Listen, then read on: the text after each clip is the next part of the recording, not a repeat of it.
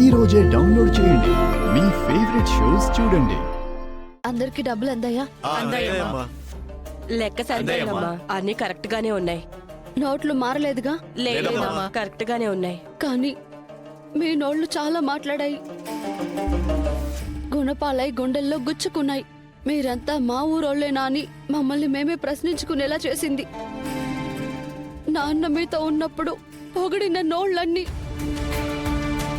ఒక్క పూట హాస్పిటల్లో ఉన్నందుకే రాబందుల్లా చేరి పొడుచుకు తినాలని చూస్తారా? మిమ్మల్ని హక్కున చేర్చుకుని మీ అవసరాలు తీర్చిన రఘురాం గారు, మీ ఆపదలు ఆదుకున్న రఘురాం గారు, మీ పిల్లల పెళ్లిళ్లు చేసిన రఘురాం గారు కాసేపు స్పృహ కోల్పోతే శాశ్వతంగా మిమ్మల్ని మోసం చేసి పోయినట్టు మాట్లాడతారా? మీ మీ బ్రతుకు కోరుకున్న మా నాన్న చావు కోరుకుంటారా? ఆపండి. మీ మీద కోపంతో నేను ఇలా మాట్లాడడం లేదు.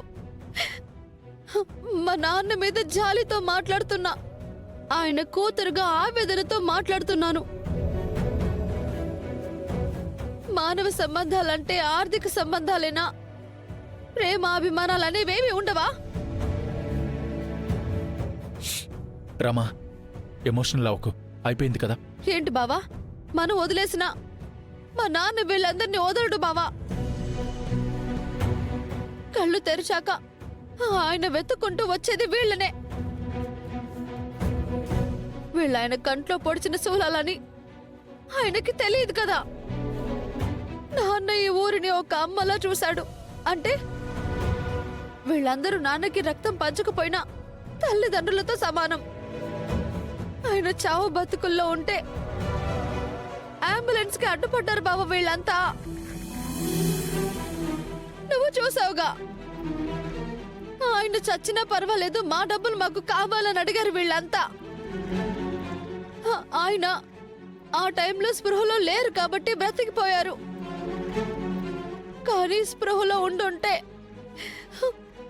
వీళ్ళ మాటలన్నీ విని నిజంగానే గుండె పగిలి చచ్చిపోయేవారు.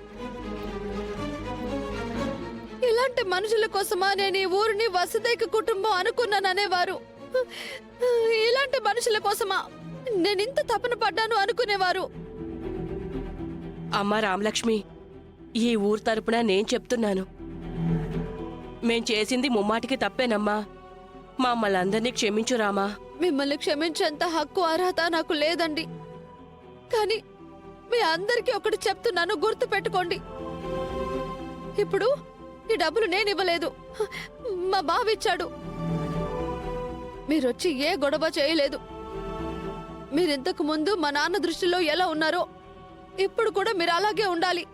ఎప్పటికీ కూడా అలాగే ఉండాలి. మా నాన్న చావు బతుకుల్లో ఉన్నారు కాబట్టి మీరు డబ్బుల కోసం వచ్చారని మా నాన్నకి తెలియనివ్వకండి. దయచేసి మా నాన్నకి ఎవరు ఏమి చెప్పకండి. మీ రుణం తీరిపోయిందిగా. మీరు కోరుకున్నది ఇదే కదా, అయిపోయిందిగా. రా బావా, వెళ్దాం.